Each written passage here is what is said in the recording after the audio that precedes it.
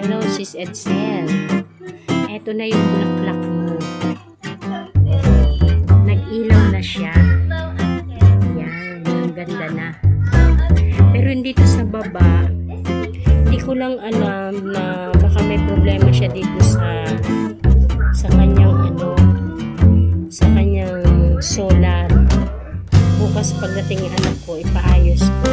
Pero ito, nag-ilaw na siya. Ang ganda. Ganda niya tingnan sa gabi. Ayan o.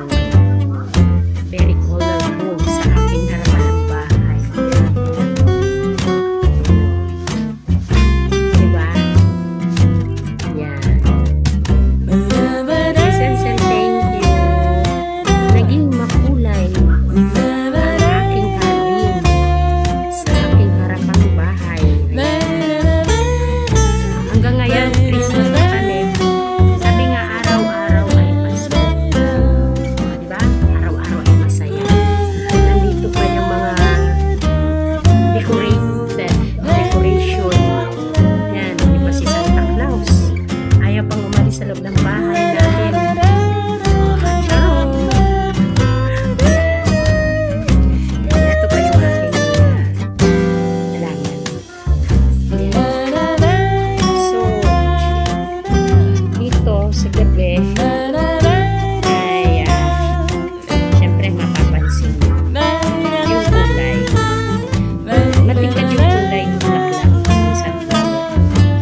Syempre kasi bukod sa ilaw na nagbigay ganda rin, syempre yung bulaklak ang pinaka simbolo ng kanyang buka ng bulaklak ng sunflower. Thank you so much. Kanina nagdilig ako. Dito naman ito bakod dito, pero tagos ito dun sa kusina namin, likod bahay natin. Kumbaga andyan yung mga lalagyan ng basurahan namin, nakabaldes, nakasegregate like ng mga diaper. Hindi pwede ipagsama doon sa isang malaking balde kasi kailangan magpapuli diaper. At lagi itong nakasara kasi yung aso pumapasok na sa amin yung aso, yung mga basura namin minsan bubuksan nila kasi nakatahong punit nila, so lagi nakasara like now like plastic. Hindi ko alam kung sino yung siguro inano niya dito, pero kung sino yung gawa nila. Sa taas naman sinampay yung mga trapo ko sa kusina. Ito lang. Ito yung naging magandang kulay. Thank you so much, Sis Edsel. And Merry Christmas. Merry Christmas na agad. Ano pala ngayon, June? Kalahatian na taon pa lang. 6 months pa lang. So maghintay ulit tayo ng another 6 months. Yan. Pero dito muna tayo. Thank you so much. Ang laki ng binigay sa akin ni Sis Edsel. May bulaklak, may mga kung ano-ano.